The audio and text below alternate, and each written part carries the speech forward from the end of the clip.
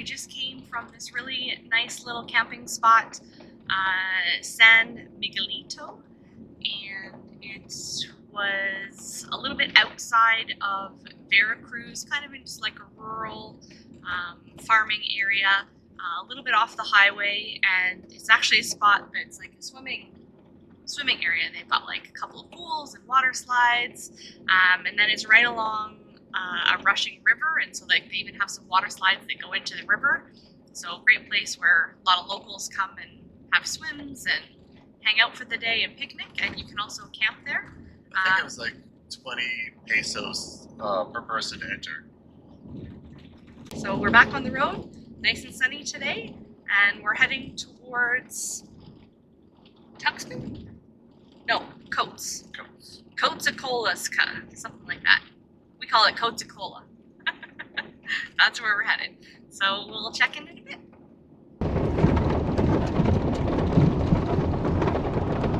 Oh, we can do 80 down here. Just saying. You're right.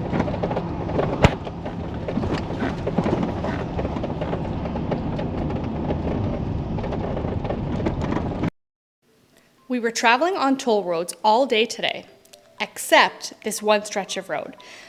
Not by choice. We missed the exit to get onto the toll and ended up driving down this very, very secondary highway. We spent over an hour to travel 30 kilometers. We're back on a toll road and heading for our next camp. Today, we spent a total of 324 pesos, or $17.75 US on toll roads. Remember, you can only pay the tolls in pesos, so ensure that you're prepared. Our last day in Mexico will be tomorrow. We'll be making our way to the border and crossing into Guatemala. Not soon enough for our family and friends. As we're traveling through Mexico, there are numerous travel bans being issued, ranging from exercise caution to flat out don't travel for certain parts of Mexico. There are also many flights to Mexico being canceled, all due to cartel-related crime. I think so far on the trip through Mexico, I've got two favorite things. One was the beach campsite at Playa Azul. Really nice couple of days there. Very tranquil. The people were nice. The night watchman, Johnny, we had a few good chats late at night. And then I really liked the spot that we stayed at, San Miguelito, the stars. So the stars at night, once the sun went down and it got really dark, it was like you could see so many more stars in the sky than what we would normally see. And I would say where we're coming from, Alberta, we have pretty good skies there, quite a bit of stars. But these were, it was like, you know, you could see all the regular stars we normally see, and then there was like hundreds of other stars that you're like, oh, there's all these other small stars that are in the area of some of those constellations that we don't normally see. They were so bright. Like it was just, they seemed to be more bright. They seemed to be brighter. They seemed to be brighter than I normally, you know what I'm saying. Yeah, no, they were really nice and bright. It kind of reminds me two other places that I thought the stars were really, really amazing. I would say that these two other places were better than this place in Mexico, but Mexico, this was the third place so far. When we were in Montana, in the Big Sky area, the stars there were really, really amazing. And then, hands down, best stars so far were in the Grand Canyon. Oh yeah. Yeah, when we actually hiked from the North Rim to the South Rim, and it was when we were down like in the bottom of the Grand Canyon, like so wide open, there's nothing around, it's total darkness, no pollution, like just amazing stars. Like I remember like spinning around backwards in the tent and like just lying with my head outside the tent and watch the stars for a little bit. But we still have a couple more days in Mexico, a couple more days before we head into Guatemala, so we'll see. Maybe something else will top the list, but so far that's kind of favorite things. everything's so green here.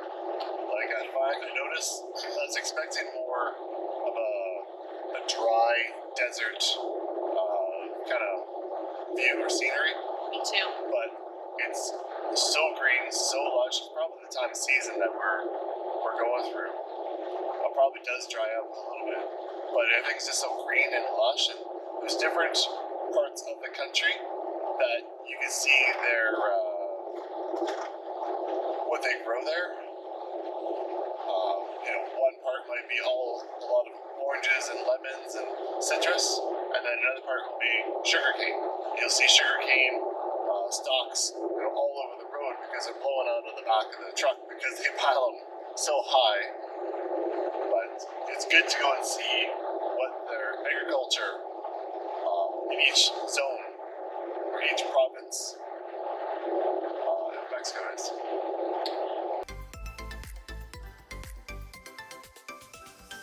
With cartel violence ramping up, the National Guard was on the move. All day, we saw a steady stream of troops mobilizing. Luckily, we're traveling away from trouble. The cartel violence is primarily in Mexico City and the western coast. We have been traveling down the eastern coast and are bypassing Mexico City as we move more inland to reach the border. This has not stopped our loved ones from worrying.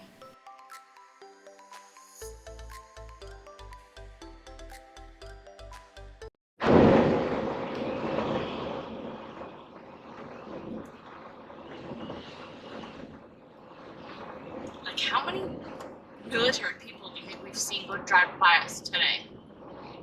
A lot. Like a lot. Like, and every truck is filled. Well, these trucks are mounted with heavy artillery, like not artillery, but heavy machine gunnery. Like, you don't use those trucks for fun. Yeah, those trucks mean business. Yeah.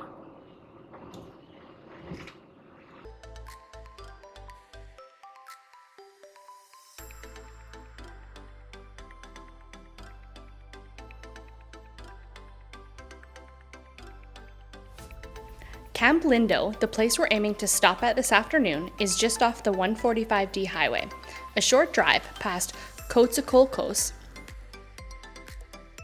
It's free to camp here, so long as you eat at the restaurant. This is the case for many restaurants in Mexico and Central America, so don't be afraid to ask to park and camp if you find a great spot. Camp Lindo, or El Buffalo restaurant area, has tons of parking space and is suitable if you're driving an RV. There was actually an RV camped there overnight when we were there.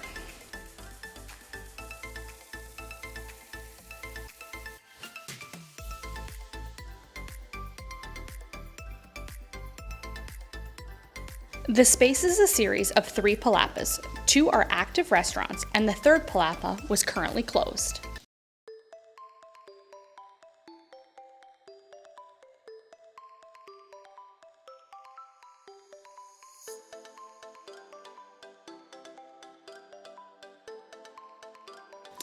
This place is on a huge lake that is nestled against a bioreserve called Selva El Ocato.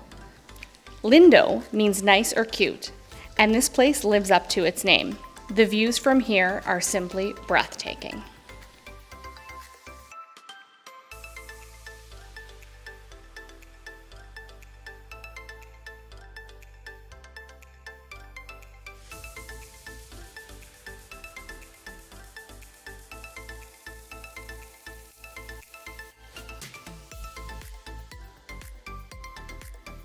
We arrived early in the afternoon and enjoyed a few Coronas, which they served with free cheese quesadillas.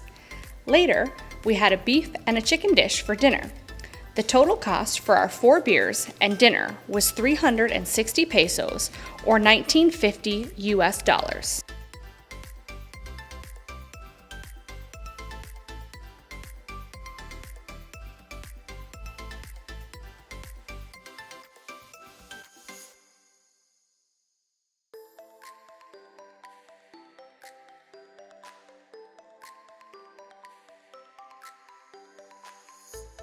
This is a very safe location along the highway just outside of town.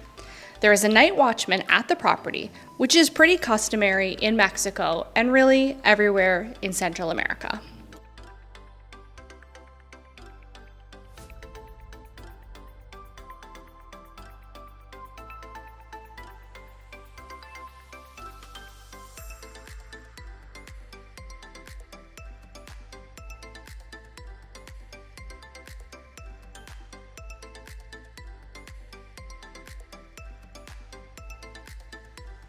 The night was warm, so I woke up with the pups for a bit. We sat out under the stars and listened to the waves on the lake and enjoyed the gentle breeze.